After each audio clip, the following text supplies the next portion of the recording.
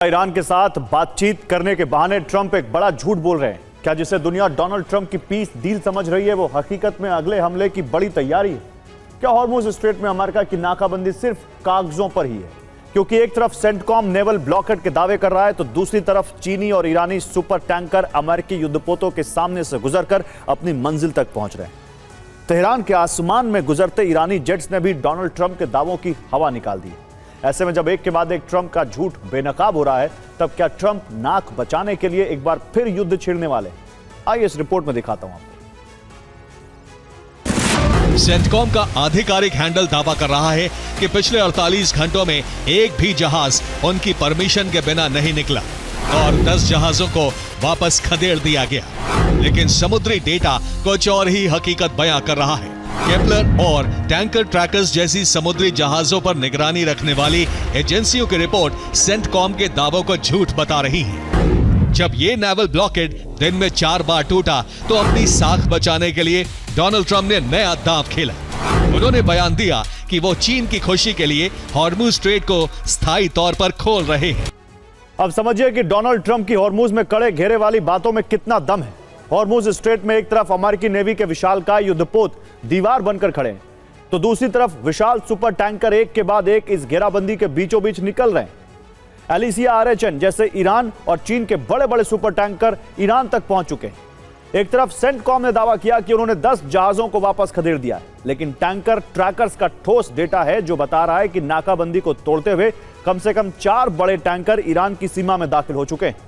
अब सवाल यह है कि अगर घेरा इतना मजबूत था तो ये जहाज निकले कैसे, और अगर जहाज निकल रहे तो फिर ये यूएस की नाकाबंदी है या सिर्फ कागजी घेरा? पाकिस्तान के फील्ड मार्शल आसिम मुनीर पहले तेहरान जाते हैं, वहां ईरानी नेतृत्व से मुलाकात होती है और उसके तुरंत बाद वॉशिंगटन पहुंचने की खबर आती है। ट्रंप ने बार बार कहा कि वार्ता ईरान चाहता है, अमेरिका नहीं, जबकि खुद पाकिस्तान के फील्ड मार्शल को ट्रंप ने पहले तेहरान भेजा और अब वॉशिंगटन बुला लिया। सवाल उठता है कि अगर सब कुछ नियंत्रण में है तो फिर बातचीत के लिए ट्रंप को बार बार मध्यस्थ की जरूरत क्यों पड़ रही है? अगर नेवल ब्लॉकेड पूरी तरह सफल था तो उसे खोलने की जरूरत क्यों पड़ी? और अगर ये घेराबंदी सफल नहीं थी तो क्या दुनिया के सामने झूठी कहानी पेश की जा रही थी? लेकिन क्या यह सिर्फ एक नाकाम नाकाबंदी है या फिर डोनाल्ड ट्रंप की कोई बड़ी रणनीतिक चाल है और ट्रंप सिर्फ सही वक्त का इंतजार कर रहे हैं? ईरान के चारों तरफ अमेरिका ने पहले ही एक घातक चक्रव्यूह तैयार कर रखा है। कुछ दिन पहले ही 2500 से ज्यादा मरीन के साथ अमेरिकी युद्धपोत USS बॉक्सर अरब सागर में पहुंचा है। अरब सागर में 5000 से ज्यादा नौसैनिकों के साथ USS अब्राहम लिंकन पहले ही तैनात है। ओमान की खाड़ी के पास 3500 से ज्यादा मरीन के साथ USS त्रिपोली तैनात है। 5500 से ज्यादा जवानों के साथ दुनिया का सबसे बड़ा युद्धपोत USS जेराल्ड फोर्ड भी वॉर रेडी। इतनी बड़ी फौज के बावजूद डोनाल्ड ट्रंप सीधे हमले की बजाय समय क्यों काट रहे हैं? इसका जवाब है USS जॉर्ज बुश।